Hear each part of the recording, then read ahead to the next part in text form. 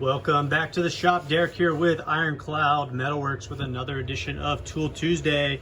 And today we're going to talk about countersinks. Let me turn off my heater. You know this is important when I'm going to turn off my heater. It's cold out here in the shop, but for the sake of you viewers, I'm going to freeze my balls off while I make this video. So hold on a sec. All right. So now we're nice and quiet, and let's talk about countersinks. So let's go to school on this a little bit. You know, the countersinks you're going to find in your Home Depot or Lowe's are probably going to be these Irwins or even a cheaper brand. Honestly, I absolutely hate these. I believe these are 5-flute countersinks. These are the flutes on them. That's how they kind of, or at least the nomenclature I use to speak about flutes, and I think tooling companies as well. So we have, you know, kind of your classic, what you're going to find. These work okay in wood, but they do have a lot of tear out and a lot of chatter. Other countersinks I like a lot more are what are called a single flute countersink. You can see that only has one cutting edge. And this is, I believe, a Drill America, which don't let the name fool you. This is made in China. I picked this up mostly just as a cheap countersink. This thing actually is not very nice. They do make very nice single flute countersinks. I do like single flute countersinks, but this is not my favorite nor preferred type of countersink for working with metal in our shop and doing it mo better. So let me show you what I love to use. They come in these really old school tubes if you get new old stock. And these are called Weldon countersinks. And what they are, what these get called is Zero Flute. So this one has a little pilot point on the front of it. And why I decided to go with a pilot point is I am using it on this hole, which I'll show you in the drill press here shortly. And what that does is keep it nice and centered. So if you have a production type situation going on, these work great for this. And you know, really create beautifully countersunk holes with very little tear out, chatter, or anything. You know, I run these in my drill press. I have access to a mill, but it's just quicker. And honestly, I can get mill quality countersinks with these Weldon bits. I haven't used these in wood. I'm sure they'd work great for that too. But you know, working with metal, you got to have nice tooling, and this is what I use. So these come in all sorts of sizes. They also come without that pilot bit hole. Let's see if I, sorry, this packaging is a little bit hard to open right now. Let's see if I can't use another one of my favorite tools, pliers wrench. Let's see if I can't open this packaging. Of course not. We might not be able to get this one out. Let me see if I can just poke it out. Yeah, there we go. I think poking it out's the right way. Here's another one of those Weldons. This is another, you know, this is kind of my backup. But again, they make these without the tip on them. They just go down to a point. And these are called Zero Flute. And if you haven't used these, especially if you work with metal, really give it a shot. This is actually a pretty cool way they do this. The relief angle is actually built in.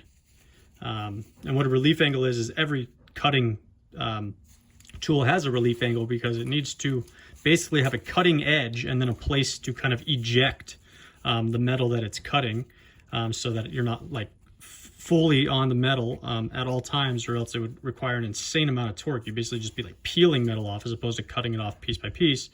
And these are actually ground eccentric so that the relief angle is actually kind of built into the tool. I'm going to link a video. You can kind of see where this edge between where it goes from shank to cutting is kind of moving as I spin this. It's getting closer to my thumb and then further away as I kind of spin this. That's what I mean by this is ground eccentric. So these are really cool. You do need kind of a special tool to sharpen these. With a 82-degree flute, single countersunk, or single flute, you can, you know, create a very simple jig to sharpen these on a grinder. But you know, I honestly, now that I make some money doing this, I just send these off to get professionally sharpened. And these are just awesome. I couldn't live without these now that I use them all the time. So let me do a few holes here. let me use, I guess maybe I'll just do all 3 of these. I may need to set up my drill press a little bit. You know what? I'm going to skip this one. This one is really worn out. This probably isn't going to cut very well. And for the sake of, you know, honestly, these just aren't very good. These are okay for cleaning up holes, kind of deburring, but I would not suggest using a countersink like this for any metal work. So let me go to a single flute. They make these in carbide, which I probably will buy. Again, this is kind of cheap Chinese high-speed steel. It doesn't cut very well, but these are really nice tools.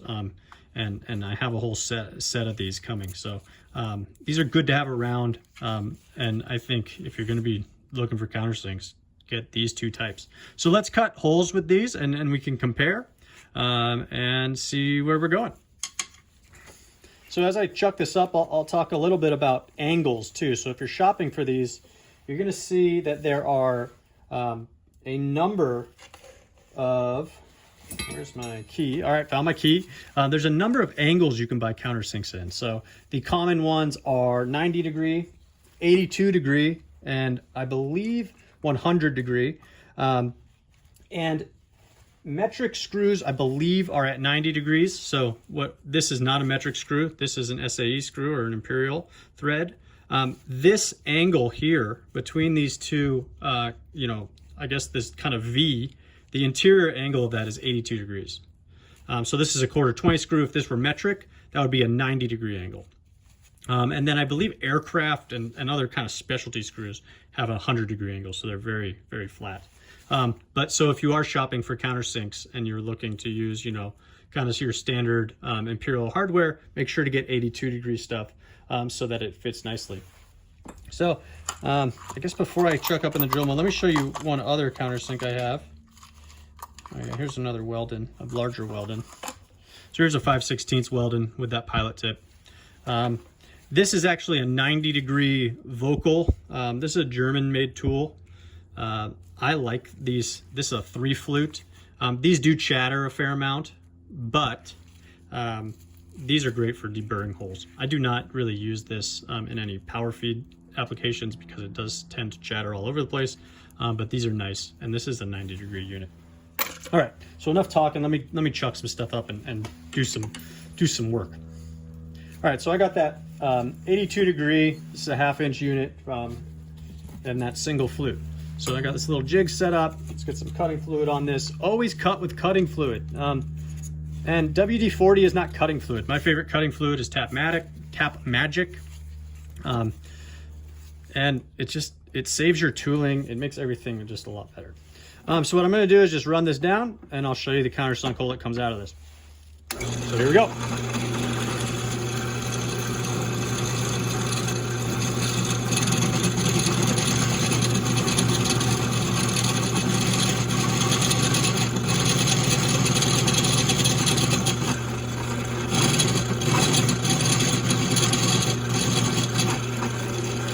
So that was bogging down a little bit. I think that's probably more to do with me not tightening down the chuck and this kind of being a cheaper unit. Obviously, if you get some really nice ones, those are going to cut really well. So that's a pretty nice hole, pretty nice countersunk hole. Again, it was kind of stopping and starting, so I wasn't expecting perfection here. Let me clean it up with the towel here. But that's pretty nice. If we throw the bolt in there, and that's what I'm looking for. So those work really well, and really, it's a nice tool. I think if you're going to get one, that's my second favorite. So let me unchuck this and put in the Weldon.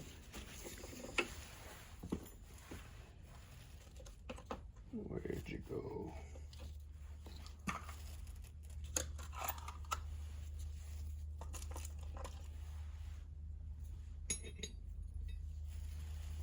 Oh, it's right on the table, duh. Jeez, guys, sorry, it's been a long week. Wife and I just brought home our first baby about 6 weeks ago. And I've been learning how to operate on about 1/3 of the sleep that I usually get. So if anyone has comments on or tips and tricks on how to do that, let me know in the comments below. That would be great. All right, so let me put another one of these up in here. Now we got this welded, and what this is going to do is it's going to ride on that, and that's going to keep that really nice and concentric as you push down. So let's get that in there. And then we're gonna countersink. Oh, I don't even think I tightened this bit. That was all by hand. That was my fault. Well, you see the bloopers in this channel, guys. Again, this is fun. Let me just do it like this then. Wow. What a dumb error. I'm sure none of you at home have ever done that. Put a drill in to your drill press and then forget to tighten it down. So let's see if we can't just push that back down in there. Okay. So don't do that. Make sure you tighten your chuck. All right. So now let's finish off this hole.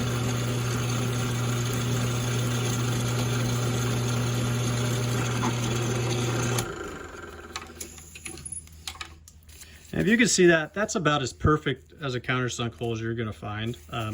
Again, that pilot point helps a lot, keeping it from chattering. Basically, it acts as a guide. And let me grab that screw. I mean, that's great. I like that a lot. So I really do like these weld-ins. If you are going to be, using like laser cut parts or something with a very accurate guide hole, I really suggest picking up these ones with pilot points. They just work really great. But again, I do make them in kind of your classic countersink. So as a bonus, let me see if this Irwin actually can still cut. And I'll show you kind of why I really dislike these super multi-flute units. Right? Yeah, let me do that. Let me put this Irwin in. So, call this bonus footage, but this one's a little worn out, so I don't think this is a fair comparison. The cutting edges on this are probably pretty dull. But you'll just see kind of these things really jump around, even in a pretty rigid, situation where I have, everything clamped. This has a little bit of play, but we'll see kind of how hard it is to cut.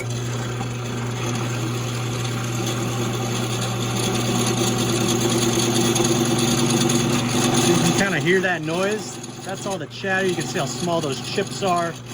This is probably cutting okay, honestly, but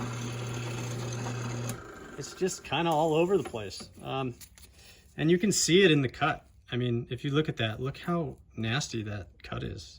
And again, that's in a pretty rigid situation.